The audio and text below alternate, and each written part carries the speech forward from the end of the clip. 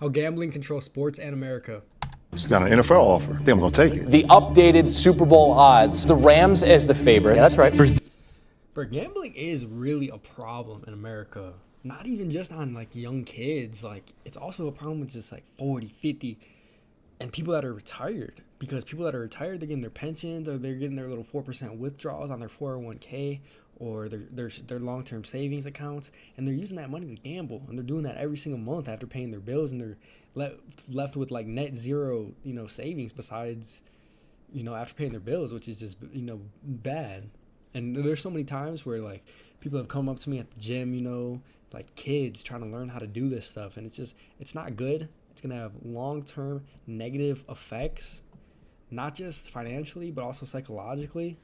Presented by FanDuel. DraftKings. BetMGM Sportsbook. Fanatics Sportsbook. For most of American sports history, gambling was something the leagues want to keep as far away as possible from the games. But today, it's everywhere. The odds aren't... Like when I used to watch sports when I was a kid, this stuff was never promoted. It was never around. They would never show this stuff. If you wanted to do this stuff, you had to find a bookie or you had to do it offshore illegally. Just in casinos anymore. They're on the screen during the game, on your phone, in your group chats, and even like stadiums are named like DraftKings Arena or whatever. Increasingly, they're part of how sports are talked about in the first place. This didn't just make sports more like a casino. It changed what sports are for. What? Green apple looking at? Game too. That was the Bears-Washington game. I had the Bears money line. They were plus money. I had them to win. They were up. They come back to win. And then the Bears, Tyreek Stevenson, loses them the game. He tips the ball in the air, and it goes right into the offense's lap, and they score a touchdown. Why do we have 30 points? You were supposed to go over, You work for Vegas!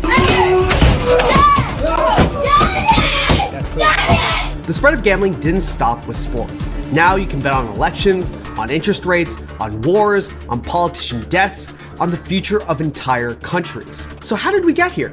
For most of the 20th century, gambling was treated as one of the biggest threats to sports, and for good reason. It was the biggest threat to sports, but the government as well as these companies saw how much money you can make. These are billion dollar companies, and the government saw the amount of money that taxes that would go to them, and they just started allowing it. When money is tied to every single part of a sports game, the question is no longer just about who won. The question is, can we trust what we're watching? For a century, gambling wasn't... When there's so much money on these games, you gotta wonder, like, is this manipulated in any way to favor a certain outcome? Or if you got maybe you have a pitcher, you're betting on baseball, and you have a pitcher, you want to get 10 strikes. Well, maybe he's got someone overseas betting on him to not get 10 strikes.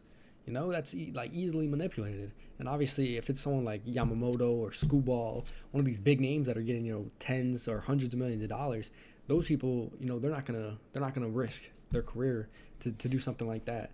But even when you look at something, like a pitcher who might get called up and he might never have a career, but he might get pitch a few games. He can manipulate a game for a team to win. He walk the bases loaded. You can do a lot of stuff. Or even you look at the situation where Shohei Ohtani, his interpreter gambling, and like, come on, you just say Shohei or his wife or his family, whoever's looking at his finances, they don't see the tens of millions of dollars getting sent out to this bookie. That's just sports are just becoming questionable because of who knows if it's manipulated or not.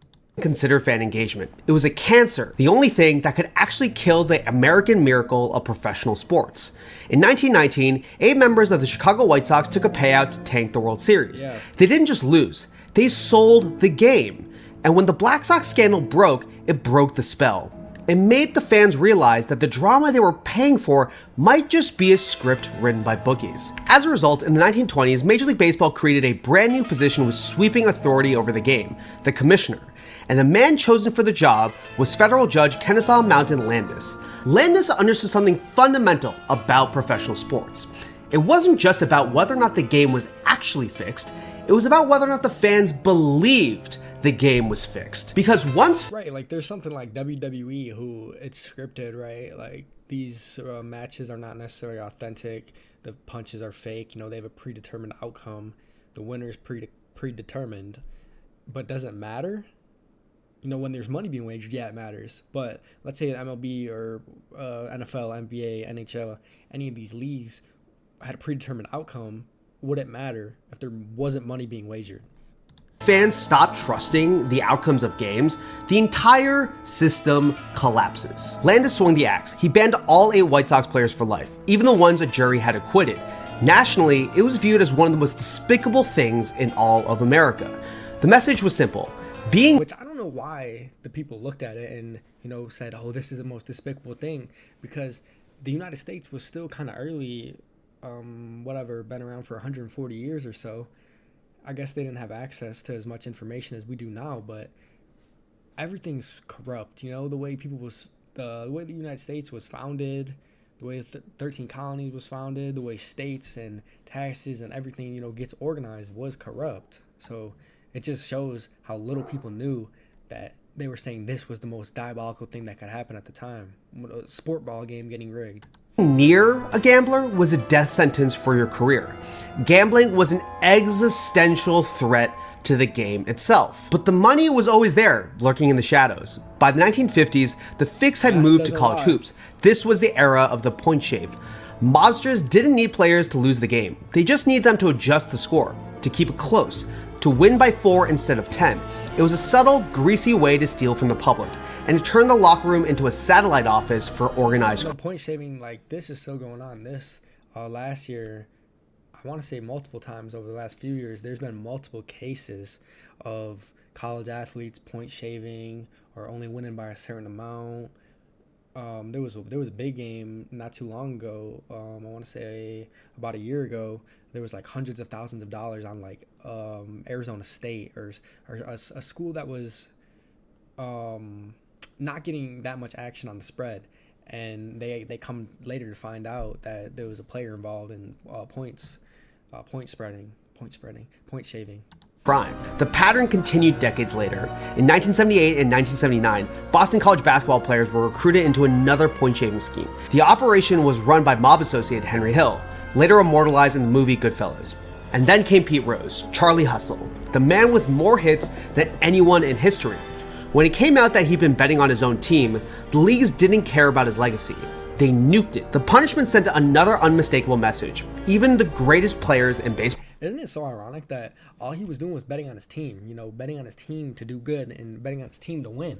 And now he gets banned, a lifetime ban from the MLB or whatever, and whatever he had to pay, whatever fines that he had to pay or whatever, didn't get to go to the Hall of Fame, whatever his situation was. And now the MLB promotes it constantly. It's in the stadiums, it's on every single commercial, there's banners, it's on the social medias. It's just crazy how times have changed. Football history weren't bigger than the integrity of the sport. By 1992, this gambling is poison mindset became federal law. Congress passed the Professional and Amateur Sports Protection Act, essentially making sports betting illegal in almost every corner of the country. And the leagues, they were the loudest ones cheering for it. Their logic was ironclad. If the fans think the game is rigged, the stadium will be empty. And for most of the 20th century, gambling was treated like poison to sports. It was kept as far away as humanly possible. But then something changed. America didn't suddenly decide that it loved gambling again. Instead, something else developed in our culture. Fantasy sports. In the 1990s and early 2000s, fantasy sports exploded online. Millions of fans started managing their own teams, tracking stats, analyzing matchups, building lineups. Fantasy sports did something subtle but profound. It trained fans to think about sports the way a general manager does. Players become assets, games become data. Before fantasy sports, most fans watched games with a simple question. Did my team win? Fantasy changed that question. Now it was, did my player hit his stats? Did my running back score? Did my pitcher strike out enough batters? Your emotional investment shifted from the outcome of the game to the numbers inside the game. Fantasy sports totally rewired the brain of sports fans. A new belief started to emerge. If you knew the stats, if you knew the matchup, if you had some inside information, you could beat the system. As someone who loves and plays fantasy sports every single year, it also taught us that our knowledge of sports could be monetized. And then in the 2010s, the idea evolved into something much closer to gambling. Daily fantasy sports. Companies like DraftKings and FanDuel realized they didn't need a whole season to hook you. They could do it on a single Sunday. They weren't gambling platforms, not legally. Not yet. They were games of skill. It was a legal loophole you could drive a truck through. And it didn't feel like pulling a lever at a slot machine. When you did well in fantasy sports, See, it didn't feel like pulling a lever at the slot machine because you think you're using, skills and analytical data, etc. But in reality, it's hitting the dopamine in your brain the same way as if you were just sitting at a casino and just pulling slot machines back, consistently, just a brain dead, just pulling the machine. There's really no difference as far as how the dopamine hits your brain. felt like you were just being smarter than everyone else. At the same time, another piece of culture was evolving.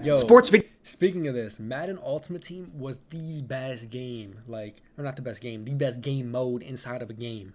That was so much fun. I used to play this. I played this this was Madden 25, the original one, 2014. I used to play this game. I got scammed one time. It was for John Elway or something. It was 97 overall quarterback. But I used to play this game with my friends. I used to play this game, whatever, try to play it. My team was never the best because obviously I was in third grade or whatever, however old I was, and I didn't have any money to spend to get the best players. You got to buy packs, which is what he's going to go and talk about, how it's like gambling, buying the packs, trying to get the best players. It's a form of gambling, the way you get the dopamine rush from it. But yeah, this game was so much fun. Video games. Games like FIFA and NBA 2K began integrating loot boxes, randomized reward systems where players spent real money for a chance at better players. Some versions even looked like slot. My team, I played it, not really, but I always thought my career was just so much better. I don't know. My team just was never that fun to me because probably the same reason I never had any money to get the best team. Machines, bright lights, spinning wheels, random rewards. For younger fans especially, sports and gambling mechanics were slowly becoming intertwined. By 2010, the culture was practically begging for sports gambling. So when the legal barrier to sports gambling finally disappeared, the culture was ready. The Supreme Court finally caught up with the reality on the ground. In Murphy versus NCAA, they tossed out the federal ban on sports gambling. The wall that Landis and Congress had built was demolished. Within just a few years, sports books spread across much of the United States. Billions of dollars started flowing through the industry. Betting apps appeared on millions of phones, and the leagues that once treated gambling like poison started partnering with sports books themselves. But the real shift wasn't just that sports gambling was suddenly legal. It was that it was absolutely everywhere and impossible to escape. Once gambling moved from the back rooms to the internet to the glass boxes that we all hold in our pocket. Yeah, it's really messed up. Think about it. You are literally carrying a casino in your pocket 24/7. You can gamble, do any type of extreme dopamine rush whenever you want. Just pull out your phone. It's that simple. DNA of how we actually watch sports started to completely mutate. For 100 years, if you wanted to put money on a sports game, you had to put in the work to actually do it. You had to find a guy or get on a plane to Vegas or walk into a smoky room with a stack of 20s. There was friction. You had to look another human being in the eye. But once gambling moved to smartphones, that friction disappeared. Now it was just buying drugs. It was basically like buying drugs. You had to, go find a dealer and give them money and you get your drugs, which is the same thing with gambling. Gambling honestly is a drug. You had to go find a bookie or someone in a dark room, whatever, or go to a casino, give them money, and they would give you the drug, which is your gambling ticket. One tap away. If the design feels familiar, it's because it is. It's taken from the casinos and social media and mashed together into an app on our phone. You don't even need to get your bets in before the game starts because you can bet on it at any point it's playing. Live betting lets you gamble on every moment of the action. Instant deposits mean money can appear in your account in seconds, and features like same-game parlays encourage you to stack multiple bets together. The bright graphics, the constant updates, the endless opportunities to engage. But to me, the most surprising part about sports betting apps isn't the technology. It's the business model that it's actually built on. Because sportsbooks aren't really looking for people who can beat the system. They're looking for people who can't escape it. This is journalist Dana. They're looking for compulsive gamblers, people who are just, gonna chase. They're gonna win. They're gonna lose. They're gonna chase their losses. They're gonna lose all their money till Friday when they get paid. They're gonna get paid. They're gonna go back and do the same thing. Win a couple bets, and then lose again, and then chase. They have no money, and they're just gonna continue that cycle for years and years. Those are the people they want. Fund, who wrote the book Everybody Loses on the Rise of Sports Gambling. The idea is, let's profile people, how much you're depositing, when you're depositing, promotions you're playing. All of that stuff goes toward your profile, so we know what they're good at and stop taking those bets. But, you know, if you're a square on other sports or other styles of betting, the sky's the limit to what you can bet on. One of the biggest misconceptions that I learned about sports gambling through the reporting of this video is that professional gamblers don't treat gambling like chance, like luck. They treat it like a quantitative math problem to solve. Sports betting apps sell this really powerful idea.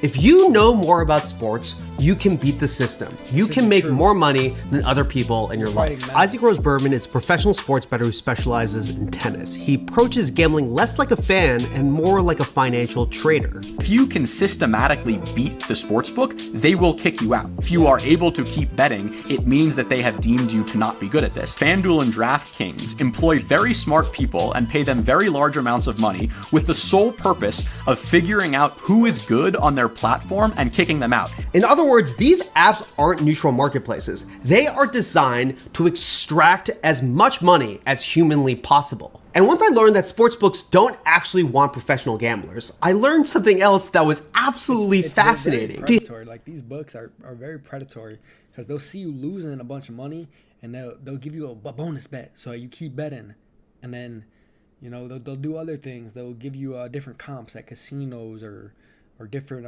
vacations and stuff like that. But as far as the limiting that goes by to where they limit you and basically make it so you can't bet if you're a profitable gambler, things like Kalshi and Polymarket, you know, kind of take away that to where, like, you're not gonna get limited because you're not necessarily gambling against the house. You're gambling, you know, peer-to-peer kind of.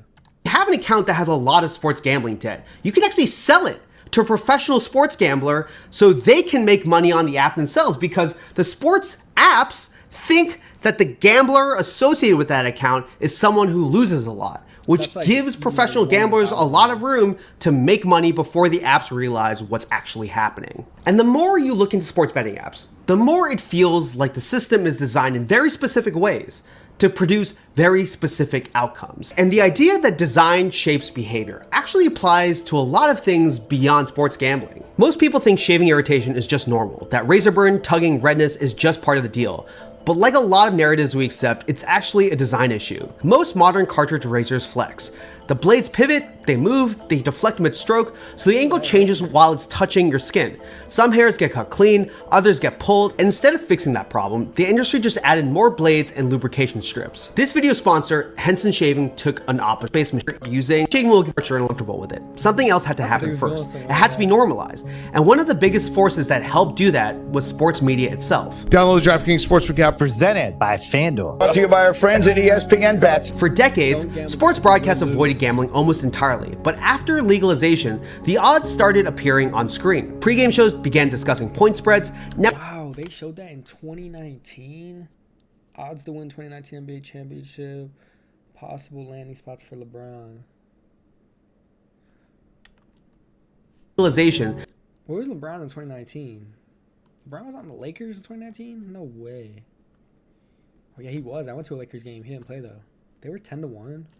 Who won in 2019? The Raptors won, I want to say. They're not even on the list. That's crazy. The Warriors were plus 100 at the time. The odds started appearing on screen. Pre-game shows began discussing point spreads. Networks launched betting segments. Entire shows were built around betting picks. But media companies didn't just talk about gambling. They started partnering with it. Networks launched sportsbooks, broadcasters read gambling ads, superstars like LeBron James and commentators like Stephen A. Smith appeared in sportsbook commercials. The idea that betting used to be something you did discreetly, like if you did it, you probably didn't want to draw attention to it among friends and family, and now your favorite columnist or podcast host or TV announcer is pushing gambling. Yeah, even someone like Joe Rogan, Joe Rogan's pushing gambling, you know, and he talks on his podcast about how he's so against it for so many years. There was another major change as well that I noticed as a member of the sports media. The media changed how it actually talked about sports. It changed the language it used to talk about sports. Sports media began framing gambling as analysis. The spread became the line, betting odds became the market. A bet wasn't gambling, it was about finding value. Betting started to sound less like risk and a lot more like intelligence. If you knew sports, if you understood the numbers, if you studied the matchups, you could beat other people. I think the biggest misconception is that they know ball. The misconception people have is that their sports knowledge is going to translate into betting success, right? They think they know ball and they don't, because your ball knowledge only matters if the market hasn't factored in that information, right? Like, you really think that your knowledge on, the plays that Patrick Mahomes is going to run is better than the sports books and better than the thousands of professional bettors who are doing this as their full-time job? Almost certainly not. And of course, there was another reason why sports gambling took over sports media. Money. The traditional sports media business was collapsing. Magazine revenue was disappearing, cable television was losing millions of subscribers, newsrooms were shrinking, and media companies were desperate, looking for news sources. And the subscription platforms are not helping. They're not generating as much income, as they thought they would. Of income. Sportsbooks offered something very valuable for companies. A lot of advertising money. I can tell you from personal experience running this YouTube channel that sportsbooks pay far more money than other advertisers. Up to 5. Because they know they're going to get a customer, and not only are they going to get a customer, they're going to get a lifelong customer for the most part. Or 6 times more than other advertisers. But there's a catch that benefits sports media a lot more than I initially anticipated. All of these news outlets getting such generous commissions when you clicked on a link and signed up for a sports book. At the high point, making $500 or $600 for each person who went up and clicked a link and then signed up for a book. And then for the lifetime of that customer's use on the sports book, the outlet that referred them would get between 30 and 45% of their net losses. It's such a conflict of interest, because you think the guy saying here's what to bet on is exactly. Someone saying bet on this, and then they lose, and that guy's paycheck, he's getting paid based off of shilling you losing bets. Looking out for you, like your allies against the sports book. In reality, they're making all their money off your losses. And the more people bet, the more consequences start to show up, not just in bank accounts, but in the lives of athletes themselves. Because once fans could bet on every moment of a game, Gabby got a white guy. I want Melissa to win. Players themselves became part of the wager. The growth of sports betting is often talked about in how much money people make. That's another problem. The lengths that these people will go to harass a player, or try to win a bet by harassing a player, just going out their way to heckle them or do something like that. Or when they do lose a wager and then they go out of their way to message them or message their family through social media. It's just honestly sad. Doesn't show up in revenue charts and in stock reports is the effect that it actually has on the lives of people, both the athletes and the sports fans. For people struggling with gambling addiction, their relationship with gambling can slowly take over their entire life. That's Rob Minnick, who had thousands of dollars in sports gambling debt, is a recovering addict, and now runs a YouTube channel sharing his experiences. When I saw sports betting, I saw it as a shortcut. I saw it as something that I could choose to do, that if I was just good enough at this thing, if I could just figure out how to beat this game. Which he's not wrong with his statement, which is why there is professional bettors, but that is the 0.1% of the 1%. Which you need to have extremely sophisticated models built to beat these books that I know I'm not supposed to beat, but if I can figure it out, I don't have to work a normal job. I can be the man, I can travel the world, be my own boss, I can do whatever I want. It wasn't like I was outwardly trying to lose friends or lose people in my life, but as people would stop being friends with you or with me rather, and I didn't care all that much. It just felt like, all right, well, bye. And as long as I had my coping mechanism, my gambling, it didn't really matter what was happening. Which it's no different from a drug addiction or sex addiction or any other type of addiction. As long as you have that addiction, you don't care about anything else. You don't care about a job. You don't care about friends. You don't care about any hobbies. All you want is that addiction. And when a bet loses, the instinct is often the same. Try to win it back as quickly as possible. This is Stephen Delaney, a truck driver who lives in Long Island, who's a sports gambling addict and now hosts an addiction podcast. His addiction reached the point where he was taking loans out on his retirement fund. Just had such low self-worth, and I felt like the only way I could feel like I was enough and I had value to my family and to my children was to provide a larger income. And I felt like I could do that through gambling. And it was just this rush of a feeling of like, yeah, I knew I could do this. And it gave me, in that moment, some self-worth where I said, I know about sports, I'm good at betting, I'm good at gambling. And for many gamblers, the cycle starts the same, with an early win, a big payout, a moment that makes it feel like you've cracked the code. Daily fantasy made the illusion even stronger because it didn't feel like a slot machine. It felt like strategy, research, roster building, something you can master. And slowly, for people like Steven, the bets just get bigger, the losses get harder to accept, and the cycle becomes self-reinforcing. You tell yourself you're not addicted, you're informed, and you know the sport, and you just need one more bet to get back to even. And the consequences of sports betting have been bigger on athletes than I anticipated it being. Lucas Giolito is an MLB veteran pitcher who has played for the Boston Red Sox, Chicago White Sox, and the Los Angeles Angels. I've gotten the Venmo requests where it's like, you owe me this amount of money because I bet this on you and you didn't finish my bet. And then I've actually received like money to my Venmo account, like small amounts where it's like, hey, thanks, man. You have your typical, you suck, you're washed, like get off the team. Like, great, that's fine. And then it will climb to like more personal attacks, talking shit about like personal things, whether it be me, my relationships, and then it gets into more like 1v1. Let's throw hands. You lost me $800. You was playing a bum. I put your under strikeouts. I don't even know how you managed to get 6 playing like a bum. And I hope you read that text. Just wait until I see you. Come on. Just nasty, like go kill yourself, or I got one after my last bad outing where it was like, I hope you and your family die. That was a good one. And then on very rare occasions, you'll receive direct threats, which those are the ones where it's like you want to take it a little bit more seriously. You'll report those up the chain. Before the rise of sports betting apps, most fans simply rooted for their teams to win. Fans can bet on almost every moment inside a game. Strikeouts, rebounds, touches, missed shots, individual plays. These are all called prop bets, and they change something fundamental about how fans experience the game. Because when a bet loses, it's no longer just the team that lost, it's a specific player, which means athletes increasingly receive messages from bettors angry about losing money.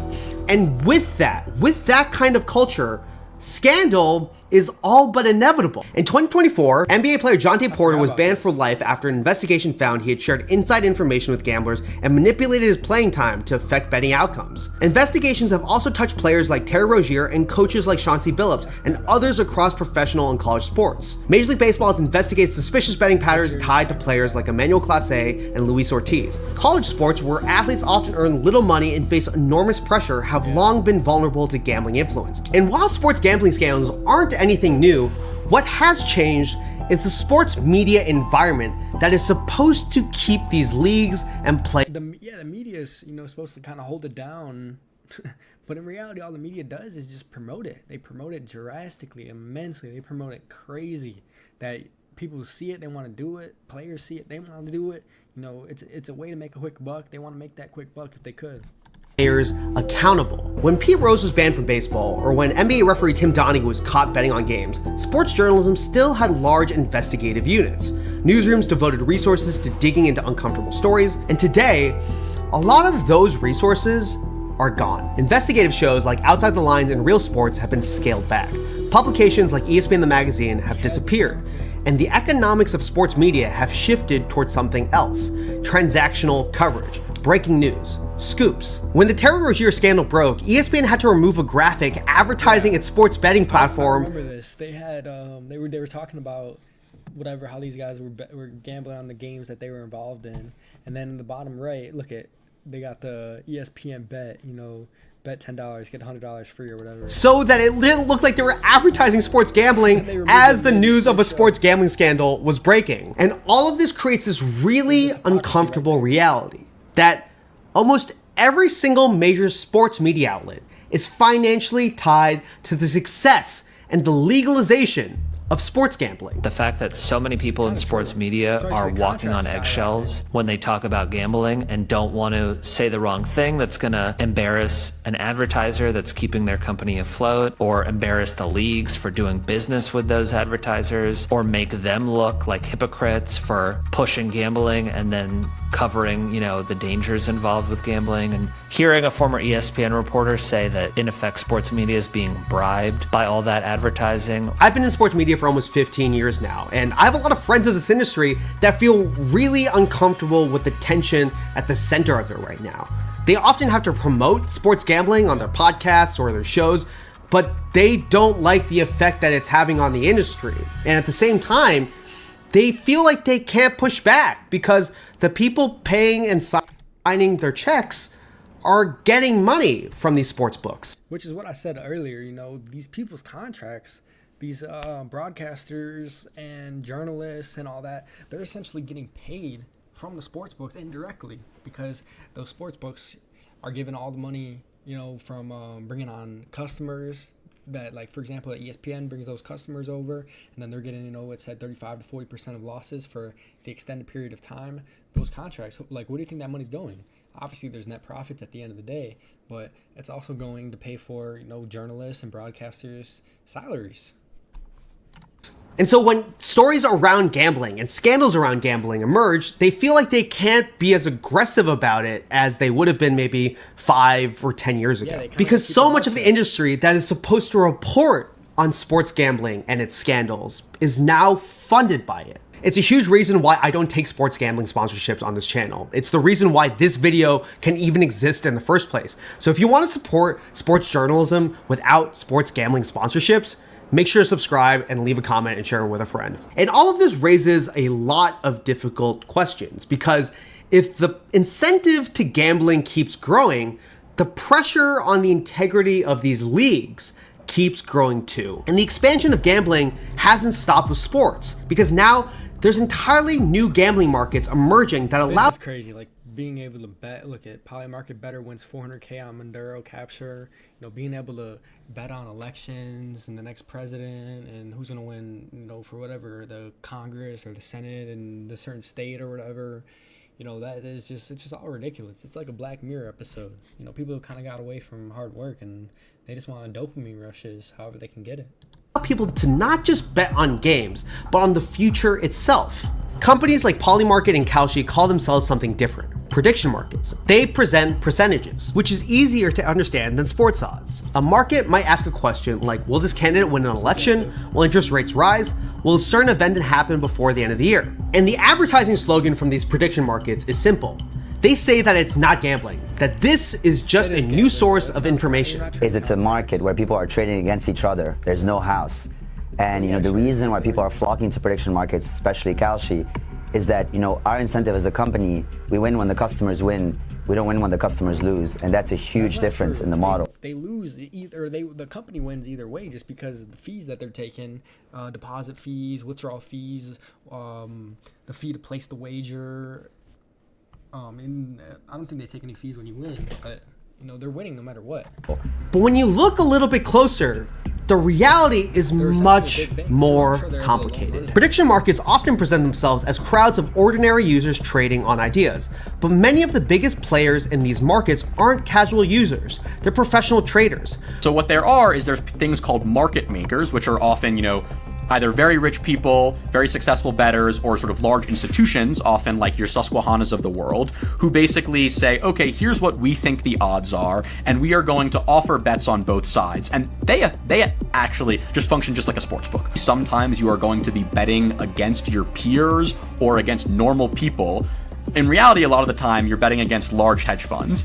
And And there's actually, the pricing is never going to be the same. The odds on a sportsbook are basically always going to be identical to the odds on a prediction market, because if there was a significant divergence, then people would just arbitrage it and bet both sides to lock in a profit. I would much rather go up against a DraftKings trader making 60 grand a year than Susquehanna on Kalshi, right? They're much better at their job. And their job is to set accurate prices and make sure that they're on the opposite side of your trade. And this is a zero-sum game. Prediction markets go way further than betting apps because these markets can be about literally anything. And a lot of this raises a lot of really troubling questions, because if people can profit from events, the line between gambling and power starts to blur together. And prediction markets are moving quickly, partnering with celebrities, building political connections, seeking mainstream legitimacy.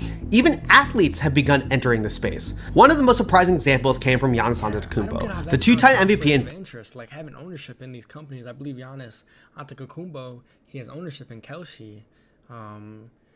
The Scotty Scheffler or whatever, the golfer, he's got ownership in Kelce as well. Like, I don't get how that's not a conflict of interest, playing in a sport and owning, essentially a gambling company. Based on the Milwaukee Bucks revealed he holds an equity stake in Kalshi. At first glance, it looks like another celebrity endorsement, but the timing raised a lot of suspicion. For months, the NBA rumor mill had been dominated by Giannis's own future. Would he stay in Milwaukee, request a trade? Prediction markets turned that speculation into something people could bet on. And as the speculation swirled, the prediction market for Giannis's next team on Kalshi skyrocketed.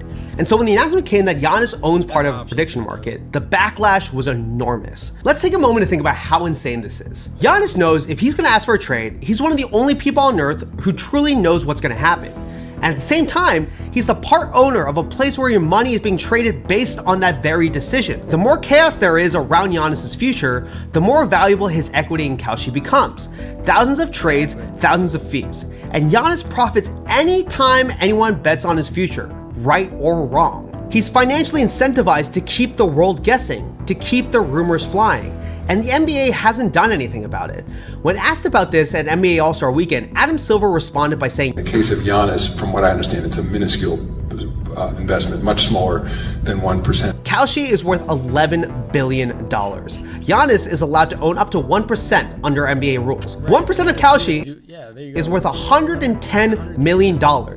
Half of a percent of Kalshi is worth $55 million. Giannis is no longer just participating in the game and in the drama of the NBA. He's making money every single time there's more chaos and speculation around his future. And what started with betting on games is now becoming way bigger. It's becoming a world where everything is a wager. The logic of sports betting is already spreading. During the Golden Globes broadcast, odds from the prediction market Polymarket were shown on the screen for who might win each award. And in politics, at one point, traders were betting on the exact length of a White House press briefing. When Press Secretary Caroline Leavitt ended the... Something like this, we already know how much insider trading goes on in the government. And when you're able to wager on something like this, how long she's going to speak, you don't think she knows that? You don't think she's got a friend calling her up, hey, what's her name, Deborah? Hey, Deborah. The over-under is a minute and or an hour and 5 minutes. I need you to speak under that. I need you to speak a minute and 4 minutes. When you place a wager and then you, whatever, if it's, let's say it's even money, you just doubled up your money or just like that. You don't think there's situations like that going on? Briefing just seconds before a key betting line, the market flipped instantly, prompting accusations online that someone with inside knowledge inside the White House had traded on the outcome and made money on it. Sportsbooks proved that fans could see sports as an opportunity to constantly make money. Prediction markets are trying to make the world feel as if every single moment, every single thing that happens is an opportunity to make money. Because every single moment in a sports game now has money attached to it, fans are starting to ask different questions about sports. It's not just, did my team win? It's, was that referee call real? Was that injury suspicious? Did that player leave the game early because of the score? Or was it because of a betting market? Sports have always depended on something fragile. Trust. Trust that what you see on the field is real. Trust that the players are competing on the field honestly. Trust that referees are calling what they see honestly.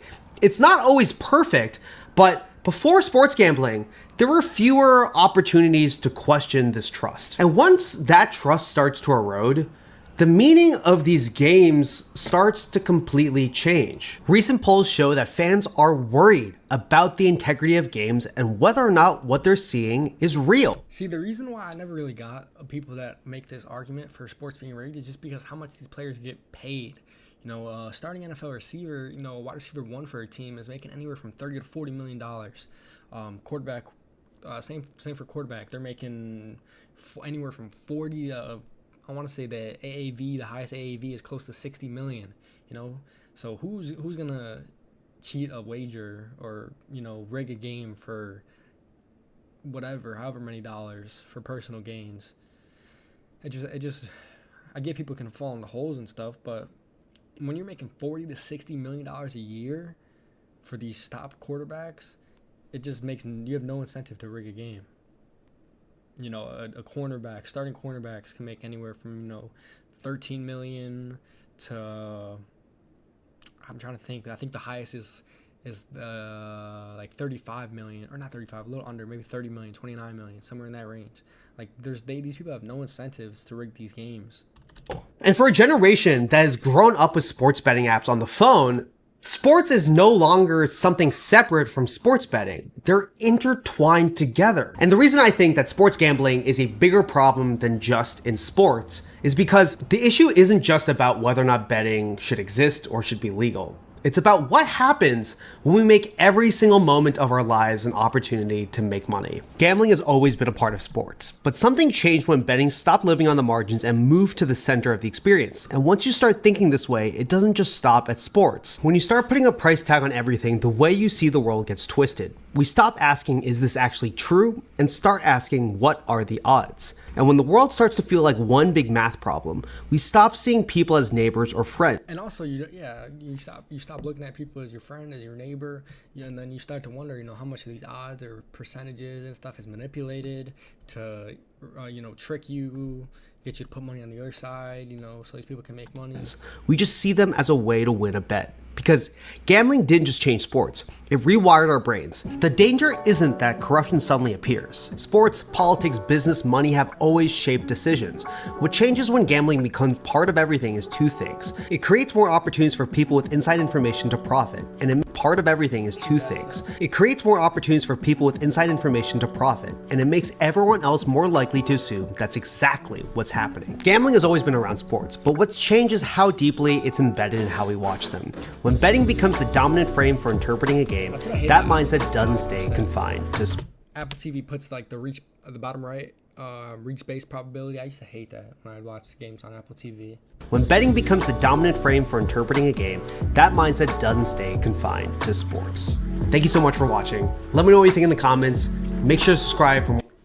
Yeah, I mean, let's see the comments. Let's see what people think about it.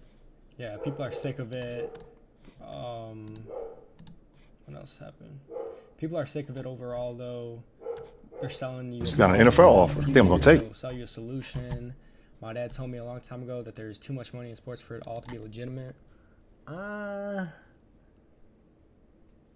don't know about that. I mean, you look at the illegitimacy of sports, and it's kind of like the gambling and stuff like that. But players aren't necessarily involved. At least in the biggest sport, in the NFL, in my opinion, football.